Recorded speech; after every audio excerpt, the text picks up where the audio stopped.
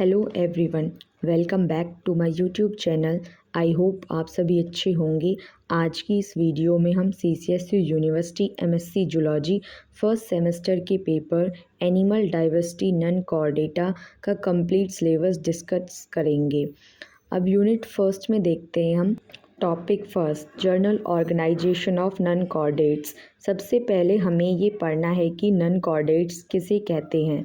Animals को दो बड़ी ग्रुप्स में डिवाइड किया जाता है, कॉर्डेट्स और नॉन कॉर्डेट्स। कॉर्डेट्स में नोटोकॉर्ड प्रेजेंट होती है जबकि नॉन कॉर्डेट्स में नोटोकॉर्ड एब्सेंट होता है।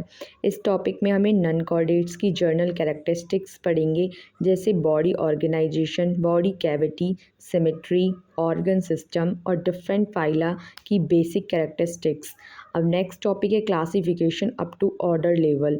अब क्लासिफिकेशन की बात करें तो इस टॉपिक में हमें नॉन कॉर्डेट्स को स्पेसिफिक तरीके से क्लासीफाई करना है, मतलब किस एनिमल का फाइलम क्या है, क्लास क्या है और ऑर्डर क्या है।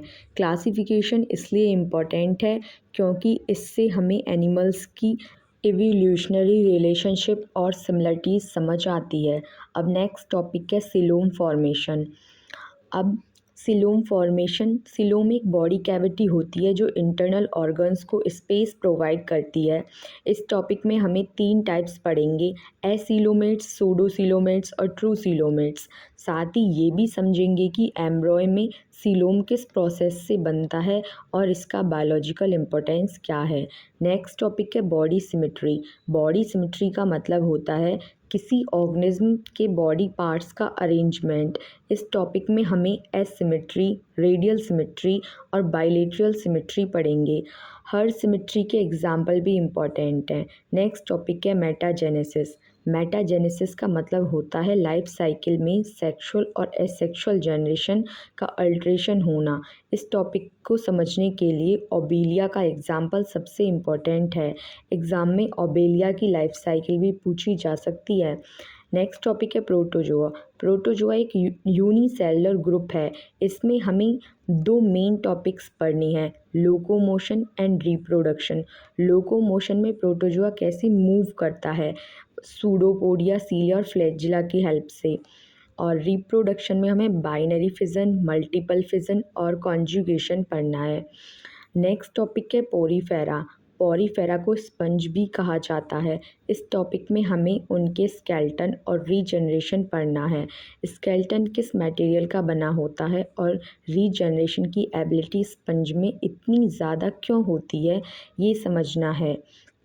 अब यूनिट सेकंड को देखते हैं। इसमें फर्स्ट टॉपिक है नाइडेरिया। नाइडेरिया में हमें स्केलेटन, कोरल रीफ्स और पॉलीमॉर्फिज्म पढ़ना है।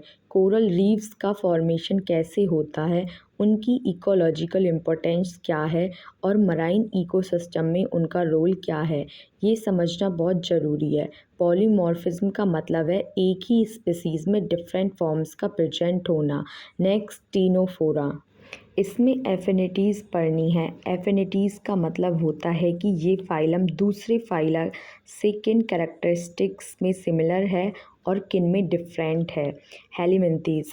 हेलिमिंथीज़ में हमें पैरासिटिज्म और पैरासिटिक एडेप्टेशंस पढ़ना है, जैसे पैरासाइट होस्ट की बॉडी में सर्वाइव कैसे करता है, उनमें कौन कौन सी एडेप्टेशन होती हैं और उनकी लाइफ साइकिल कैसी होती है। अब हम थर्ड और फोर्थ फिफ्थ यूनिट को नेक्स्ट वीडियो में देखेंगे। Thank you.